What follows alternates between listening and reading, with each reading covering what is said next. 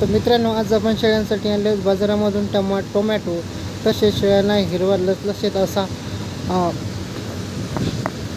गवाराच्या शेंगा आणि गवाराच्या शेंगासोबतच आपण त्यांना देणार आहोत भेंडी लसलशीत एकदम कवळी लसलस भेंडी आपण शेळ्यांना देणार आहोत। आणि त्यासोबतच अजून आपण त्यांना गोबी ही थोडी कमी प्रमाणात द्यायची, कारण की गोबीने शेळ्या आजारी पडू शकतात, त्यामुळे गोबीचं प्रमाण कमी ठेवायचं।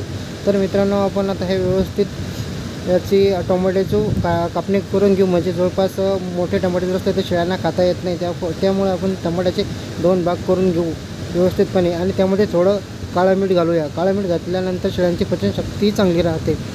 तर मित्रांनो, आपण असं शेळ्यांच्या ट्रेमध्ये त्यामध्ये गोबी टोमॅटो भेंडी आणि वालाच्या गवाराच्या शेंगा आपण टाकल्या आहेत। तर मित्रांनो, खाली सर्वप्रथम भूस टाकलेलं आहे, सर्व व्यवस्थित बारीक करून आपण शेळ्यांना खाण्यासाठी त्यामध्ये टाकलेलं आहे। तर अशा प्रकारे आपण शेळ्यांना हे खाद्य देत असतो। तर याने काय होतं, शेळ्यांची क्वालिटी आपली स्ट्रॉंग आणि मजबूत राहते। उन्हाळ्यामध्ये शेळ्यांना भाजीपाला दिला म्हणजे शेळ्यातील पाण्याचं प्रमाण हे समतुलनेत राहतं। तर मित्रांनो, अशा प्रकारे आपण शेळ्यांना आता हे खाद्य टाकलेलं आहे।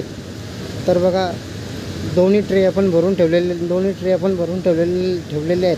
तर शेळ्या आता आल्यानंतर मस्त लसलसीत हिरवा भाजीपाला खातील।